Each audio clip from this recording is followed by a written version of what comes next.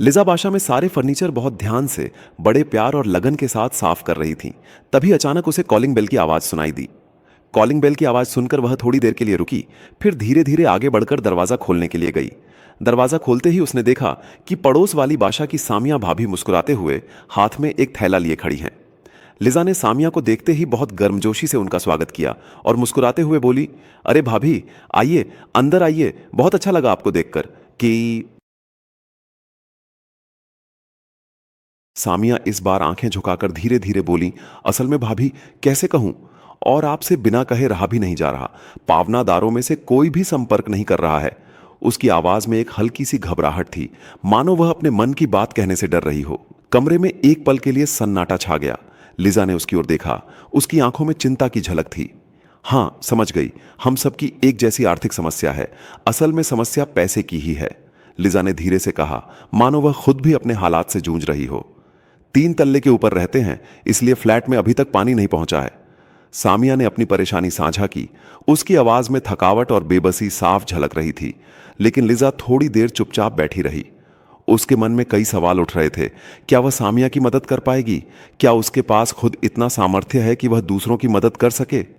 घर जाकर एक कटोरी में थोड़ा सा, उसे ऐसा लगा जैसे ईद की छांव मिल गई हो। लिजा ने अपने घर के छोटे से रसोई घर में जाकर एक कटोरी में थोड़ी सी दाल और चावल निकाले जो उसने बचाकर रखे थे। उसे याद आया कि बचपन में उसकी मां भी ऐसे ही मुश्किल वक्त में दूसरों की मदद किया करती थी। सामिया चाल डाल की कटोरी हाथ में लेकर लिजा की ओर बढ़ी।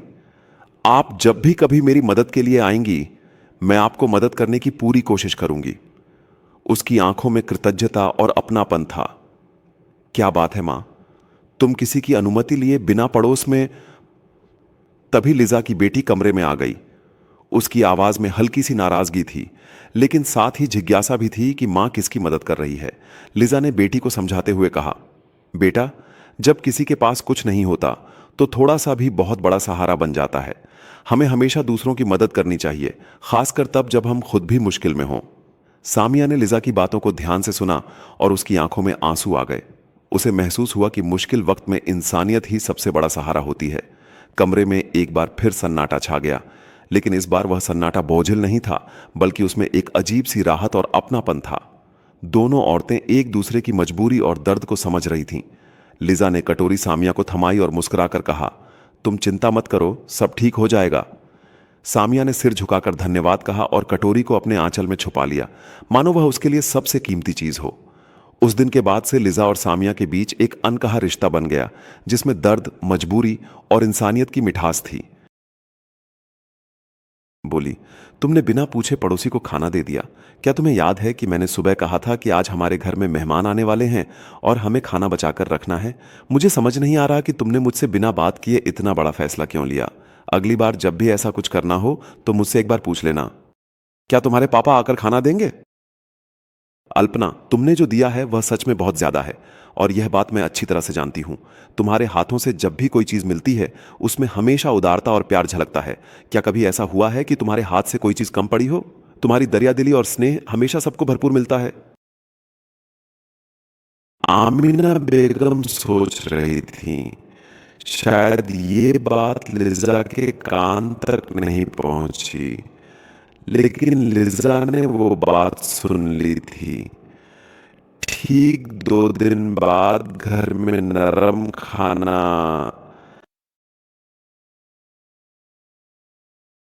माँ, आप ऐसी क्यों बोलती हैं? जब भी मैं आपसे कुछ कहती हूँ, आप यही कहती हैं कि एक दिन थोड़ा सा चावल दाल दे दिया तो क्या हो गया। मुझे समझ नहीं आता कि आप हर बार ऐसा क्यों कहती हैं। माँ, मैं तो बस आपसे प्यार से बात करना चाहती हूँ, लेकिन आप हमेशा इसी तरह जवाब देती हैं। मुश्किल समय के लिए पहले अपने लिए जमा करना चाहिए, क्योंकि जब आप अपने लिए कुछ बचा कर रखते हैं तो आप किसी भी कठिनाई का सामना बेहतर तरीके से कर सकते हैं। उसके बाद जब आप सक्षम हो जाएं, तभी दूसरों की मदद करनी चाहिए। यह तो तुम्हें समझना चाहिए, क्योंकि पहले खुद को मजबूत बनाना जरूरी है।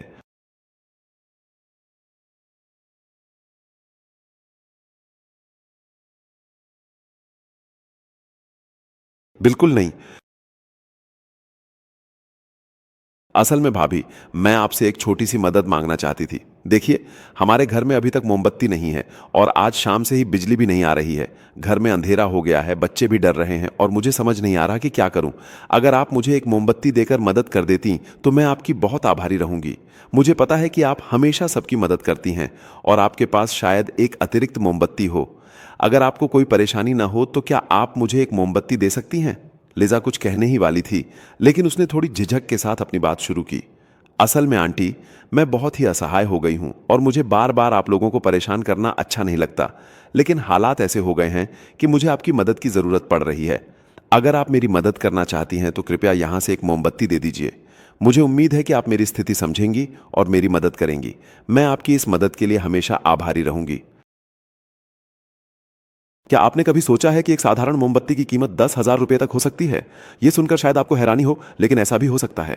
एक दिन बाजार में एक आंटी मोमबत्ती खरीदने आई। उन्होंने दुकानदार से पूछा, भैया, ये मोमबत्ती कितने की है? दुकानदार ने मुस्कुराते हुए जवाब दिया, आंटी, इसकी कीमत 10,000 रुपए है। आंटी चौंक गईं और बोली, क्या सच में? एक मोमबत्ती की कीमत इतनी ज्यादा कैसे हो सकती है? इसमें ऐसा क्या खास है? दुकानदार ने हंसते हुए कहा, आंटी, अगर आपको सच में मोमबत्ती चाहिए तो अपनी गले की चेन देकर मोमबत्ती ले लो। आंटी ने अपनी चेन को छूते हुए सोचा, क्या वाकई एक मोमबत्ती के लिए अपनी कीमती चेन देना सही होगा? वहां खड़े लोग भी मुस्कुरा उठे और माहौल हल्का फुल्का हो गया। जाओ, अगर नहीं दे सकती तो मोमबत्ती लेकर जरूरत